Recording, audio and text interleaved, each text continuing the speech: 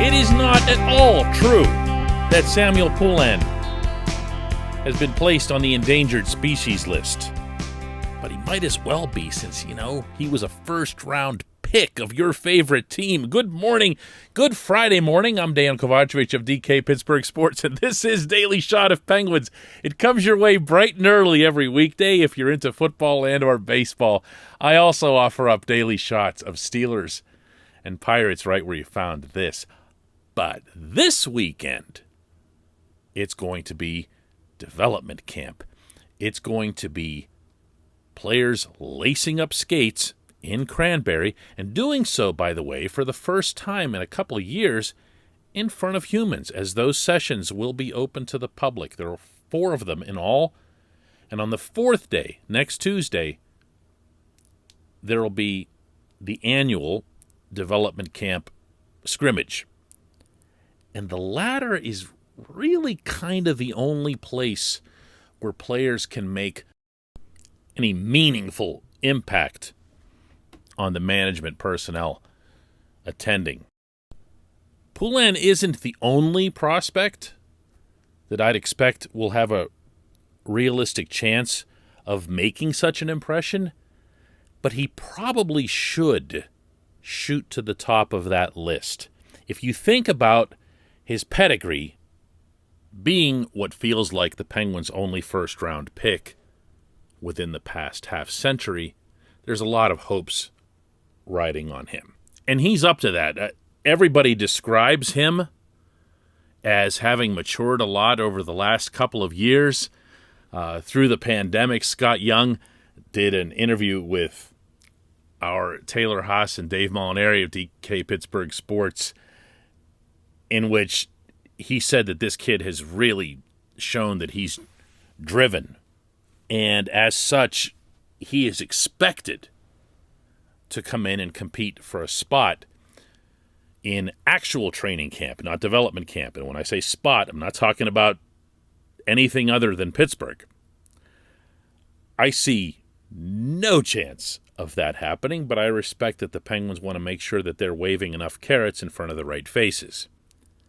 But what I find funny about anyone describing Poulin as having grown up or morphed into something more mature or whatever, I was blown away by his maturity the day he was drafted, and then even more so when he took part in his first development camp, his first training camp, and then the next training camp after that. He's got himself, in addition to a mature, to keep using that word, skill set, and a mature presence about him, he's also had, for a long time now, a mature physical frame. It's one of the reasons that when you first saw him, the first time he participated in the regular camp, that he didn't look out of place. Usually when there's a draft pick, especially a high one,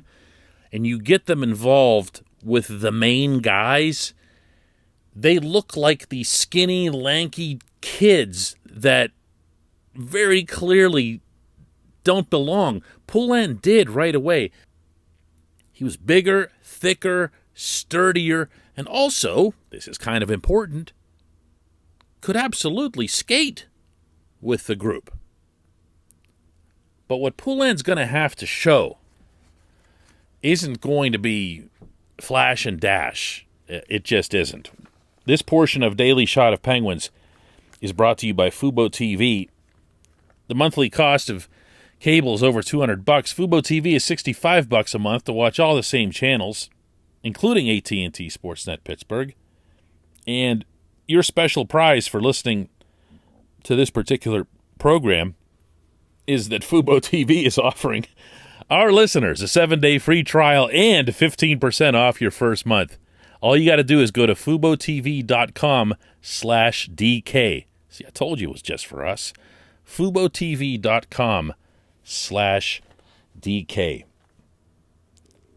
Poulin could light the lamp multiple times in practice sessions and drills over the coming 3 days, and he could do so again on the fourth day in the scrimmage. He could have a hat trick. He could have everybody talking about him, the place, all 900 people you can squeeze in there, cheering, and we'd all be reporters asking Mike Sullivan and Scott Young and Ron Hextall and everything afterward, like, wow, what are you going to do about this guy? How are you going to find room for him on? And I am telling you that it won't matter one lick compared to what Poulin does over all 200 feet of ice. I am not going to Daniel Sprong this young man before his time. But when I've watched Poulin, and to be fair, that was all pre-pandemic, he had almost no concept of what he was doing on other parts of the rink. And I'm not just talking about defending. A lot of times when you hear someone say that about a forward, especially a young forward, you think that it's they don't want to play defense or they're not interested. But as was the case with Sprong, who very much wanted to do those things and has indeed gotten a lot better at them and finally found himself steady work, it seems, in Washington, Poulin just doesn't know, or didn't know, to be more accurate, where to be. And that goes for all three zones. He seemed most lost, actually, in the offensive zone. There was no chemistry whatsoever, and you might recall that in 2019 he was taking shifts with Sidney Crosby. And he didn't come close to getting a read on what was happening out there. Now, I'll repeat, I'm not here to kill anybody's dreams or bury someone prematurely. For all I know, since then, he's morphed into a modern-day Guy Carbonneau or Patrice Bergeron, for those of you who don't go that far back for that reference. But I'll be surprised if he has. Pleasantly surprised, but surprised nonetheless. That's one of the things that I'll be watching for. And again, unfortunately, it's one of those that you really can't get a beat on until you're seeing it in game form. So the first 3 days won't really reveal much there. The fourth, I'll bet, will. And if he does well, I still expect that he'll go to Wilkes-Barre. I think he should go to Wilkes-Barre, given that he's never played professional hockey. But he'd, at the very least, put himself on a shorter list of players who could get recalled if and when the Penguins need help from the AHL. When we come back, just one question.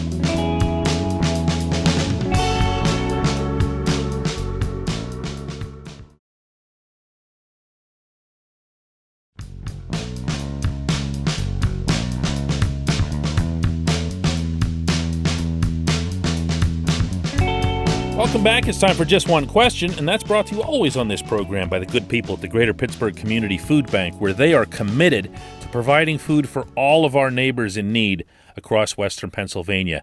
And they, in turn, need your help. Find out how $1 out of your wallet produces 5 full meals for those in need. Visit PittsburghFoodBank.org. Our question comes from Jim, who asks, why run the balance of winning and building a prospect pipeline? It's all over when the core is done anyway, so why not go for broke the next couple of seasons and then burn it down? To do anything in between seems like a long, mediocre run. Are they worried that the fans won't support them? I'm going to presume, Jim, that you mean support them after things get burned down. That kind of goes back to a really tired old line that a lot of people still repeat, and I'm not sure why, that the moment Sid and Gino are gone, the arena is going to be empty and they're not going to sell any of their suites, and It's just going to be an abject disaster because that's what happened in the late 90s and the early 2000s. I'm not a believer in that. See, I covered the Penguins actually on a daily basis around that period.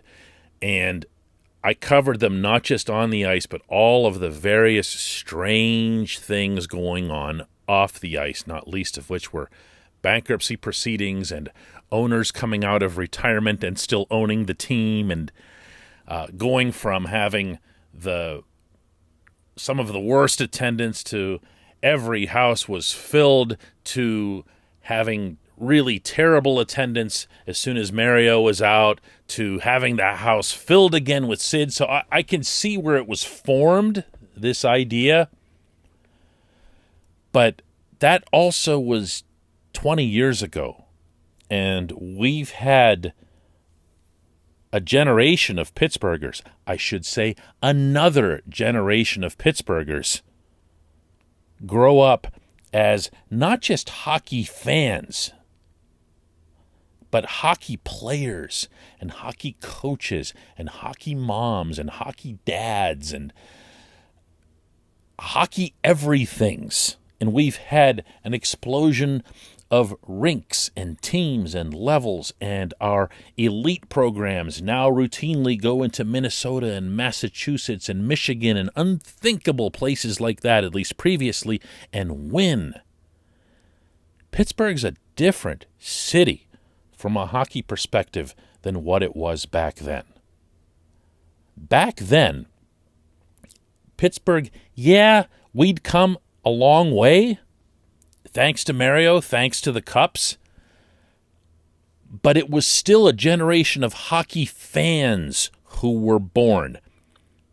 I'm going to try to say this without insulting my own generation of Pittsburgh hockey fans, but we were closer in line to what you see, let's say, in a market like a Dallas or a Raleigh or whatever, where they've had the team for a while, everybody knows it's there, and then when they get good, everybody rallies. But all of the youth programs and things like that that really, really ingrain the sport are still miles behind. And that also should include the California franchises, the Florida franchises. That's what Pittsburgh was 20, 25 years ago. That's not now. Pittsburgh has become, by every reasonable statistical measure, the number one NHL city in the United States. Of course, I'm not including Canada.